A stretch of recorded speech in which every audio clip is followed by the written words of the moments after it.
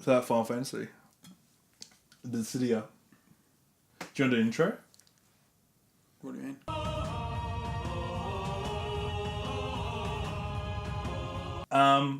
Here's the thing about Dissidia.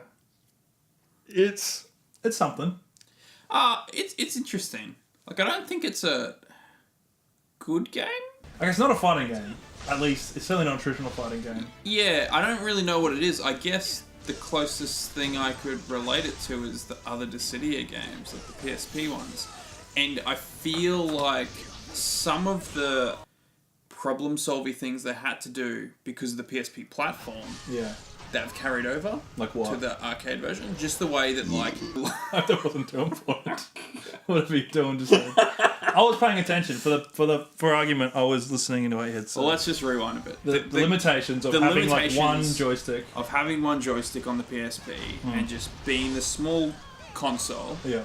I feel like some of those game designs that came out of that have now been carried over to the arcade and now the PS4 version. Yeah.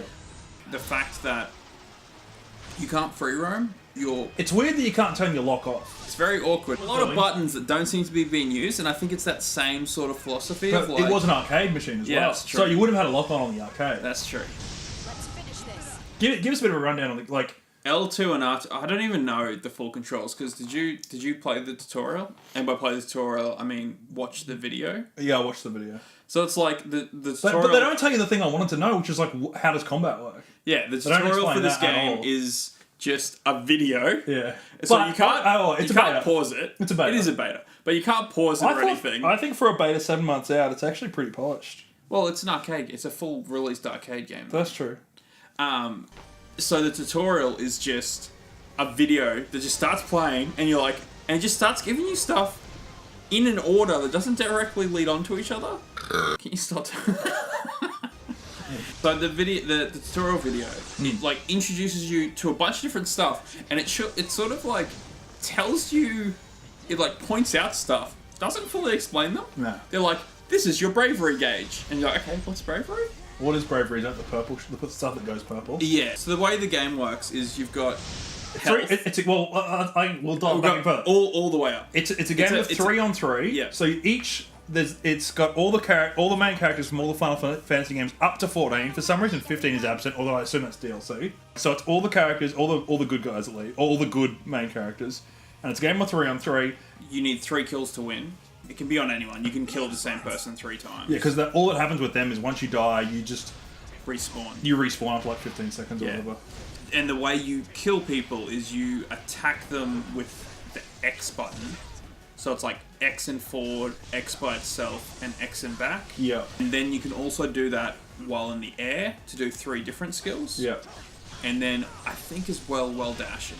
So you've got potentially 9 different normal attacks. Bravery attacks. Yeah. And that's building up like so every hit's building up. When you bravery. land a hit, you'll gain bravery, and you'll also steal bravery away from the enemy you hit. Once it's over 4,000, it goes purple, which I think is an instant kill. Well, it's not a specific number. What it is your current target's health. So enemies have health. Enemies have health. What's that mean? When you use the square button to do attacks, you will use your health attack. If the enemy you're targeting has 1,500 health left, and you have 1,500 bravery, it'll go purple to show you that you can one-hit. That's why it goes purple. Yeah. So also if you kept mashing X, I assume you could just mash X forever.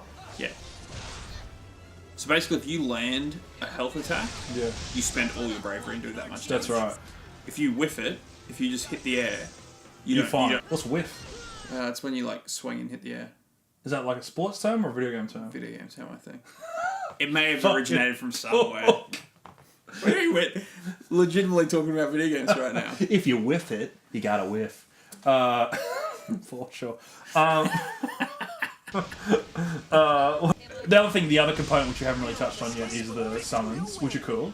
But they're cool in that you summon. So basically, I think it's when you beat the shit out of enough people. / you've got that crystal. There's like a universal bar for all 3 for characters. your whole team. Yeah.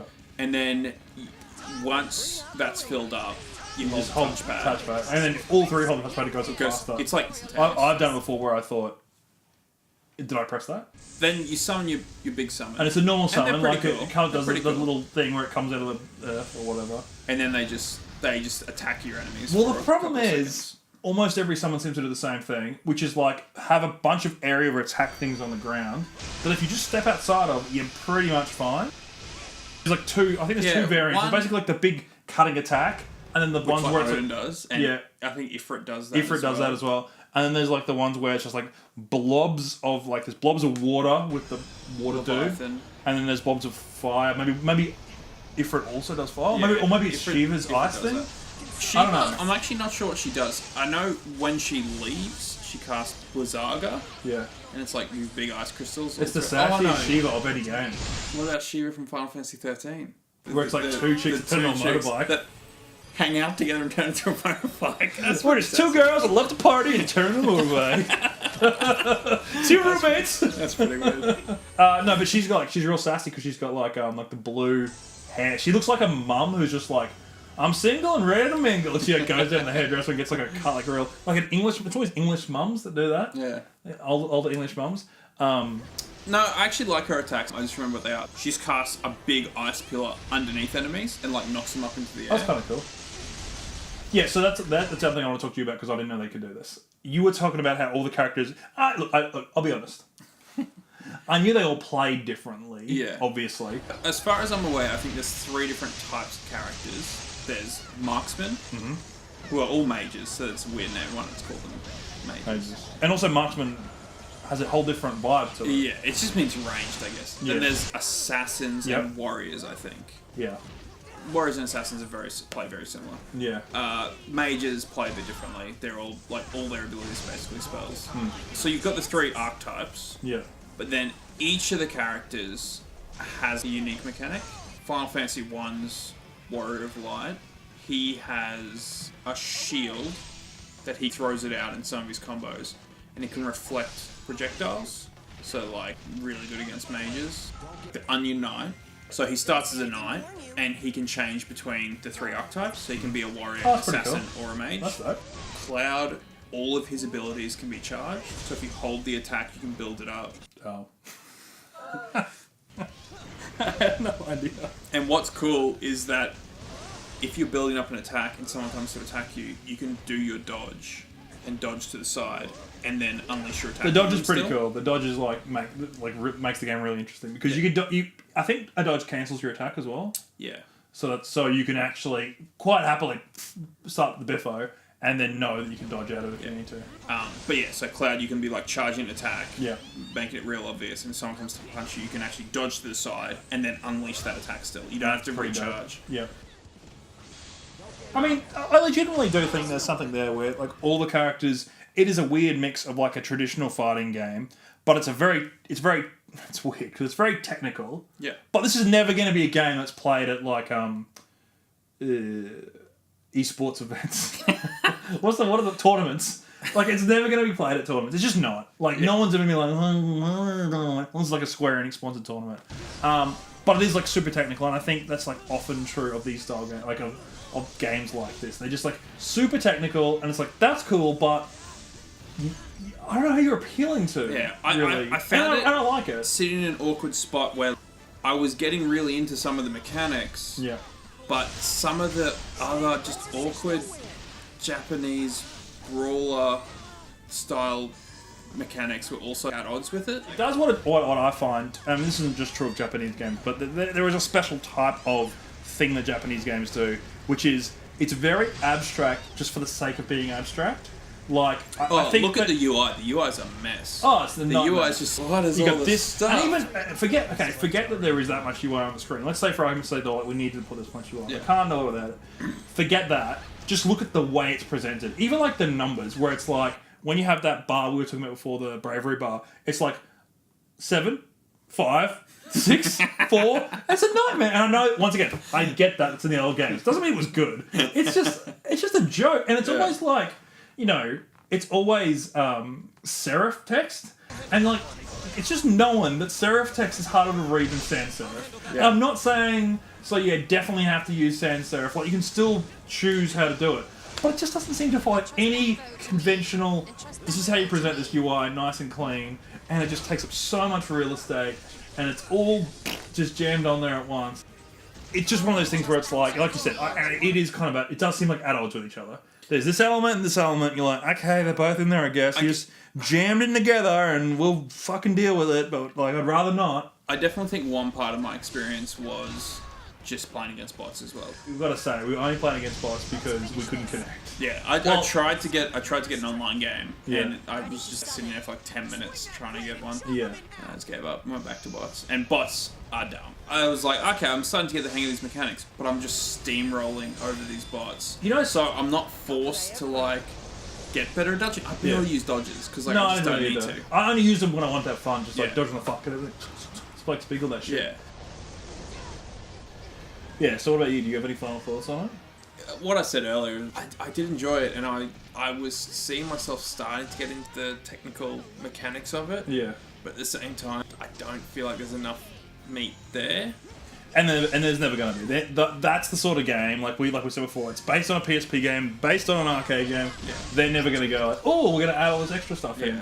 And like we also said, it's like, it's just so well, yeah, I guess abstract. The big thing that I was thinking while playing, I'm like, this is the full game basically. Like you got 100%. You got half the rough stuff. The weird thing is I do this a lot. And I guess it's based on an arcade release is you're putting $2 in, playing around, and you're like, oh, that was satisfying. But when you play 14 back to back, you're like, oh, this is it. When this you're is playing all 14 to that's there. record a video. Yeah.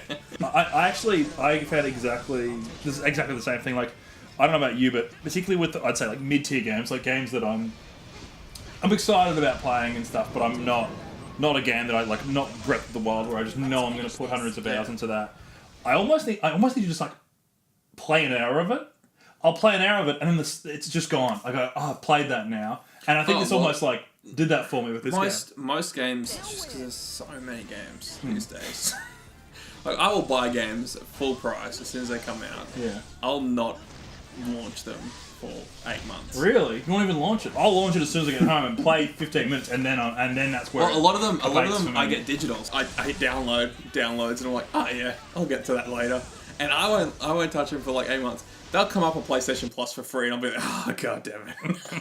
Why did I spend $100 on that? Yeah. So yeah, playing this beta where that is the game. Yeah. And I got a lot of time in recording this footage. It's like, oh, I'm kind of done. And it's one of those things where it's just like, it totally just is what it is. I don't know, like we've said before, it's a very technical game.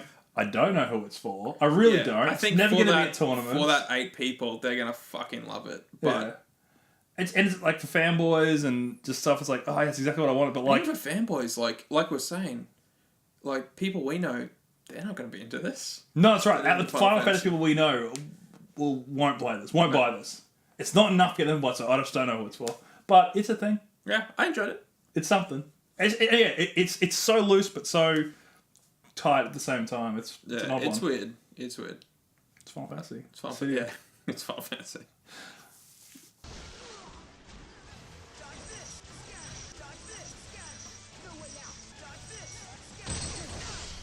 You gotta whiff.